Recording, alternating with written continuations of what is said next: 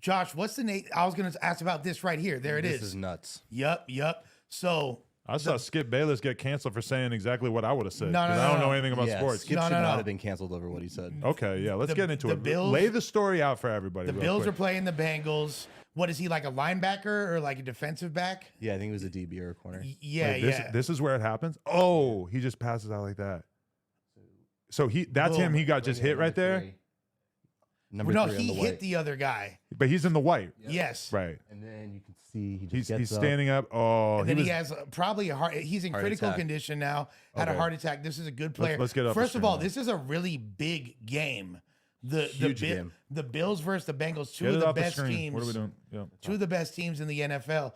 And it's the weird thing about this whole story is how they shut the game down. That's got to be one of, if not the only time in NFL history. But let's go to the news real quick, just so that we can lay this out before we get into the hot takes. So he suffered a cardiac arrest. His name is Demar Hamlin. Following a hit in the game versus the Bengals, his heartbeat was restored on the field, and he was transferred to the UC Medical Center for further testing and treatment. He's currently sedated and listed in critical condition. The NFL announced that the Bills-Bengals game will not be resumed this week. The league said in a statement Tuesday the NFL has made no decision regarding the possible resumption of the game at a later date.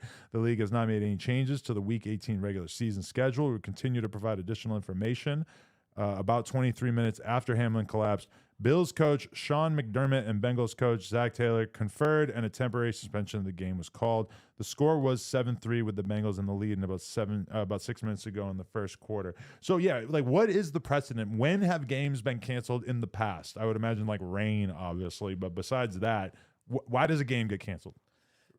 Even rain, they don't get canceled. So it has to play be in the rain or the snow. There have been a handful of games with severe weather where and I think with COVID too, back a couple years ago, where they did have to reschedule a few games. They weren't at the end of the season.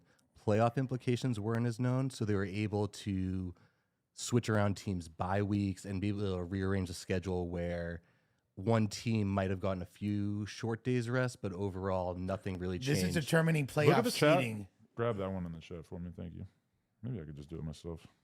V, you got him? Keep talking.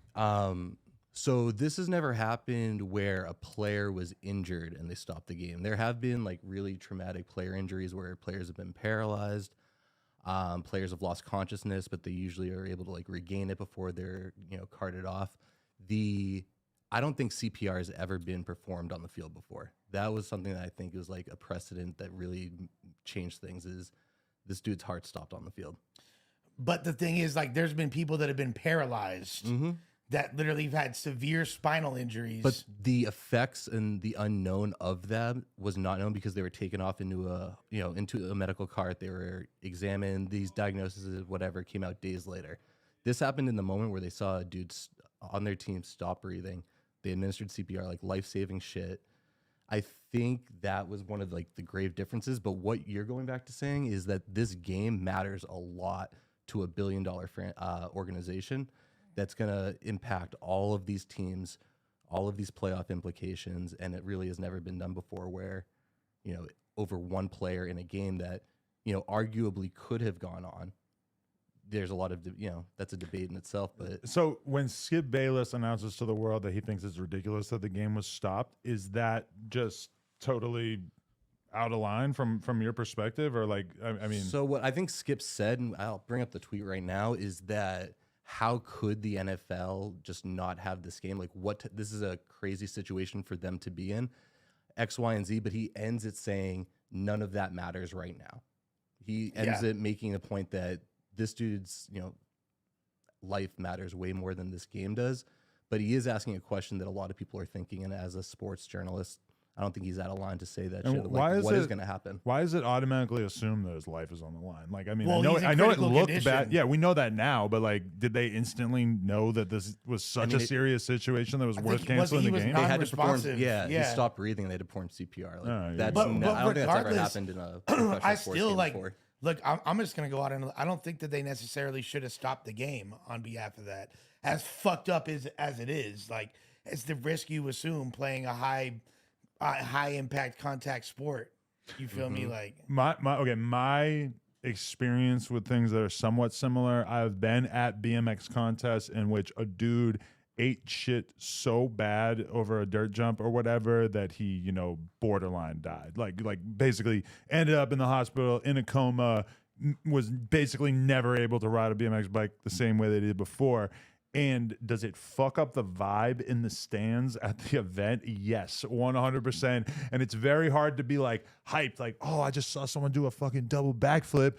What's up, Duno? When you don't know if it's hard to see guy A and be hyped that he did a double backflip when you just saw guy B try a double backflip and crack his fucking head open or whatever. It's like it can be really hard to continue with that. But I've never actually seen the event canceled no matter what, because I think the mentality is it costs so much money to get all these people here, to get the camera crews here, to build the ramps, to get all the athletes here, that even if if someone died, that I feel like might be a different situation, but it's always kind of been like they just put the person on the fucking stretcher and they get them out of there and they let the event keep going. And that's events that are so much smaller money-wise, I would assume, than an NFL game, but you're also talking about a sport that has a lot less money in it.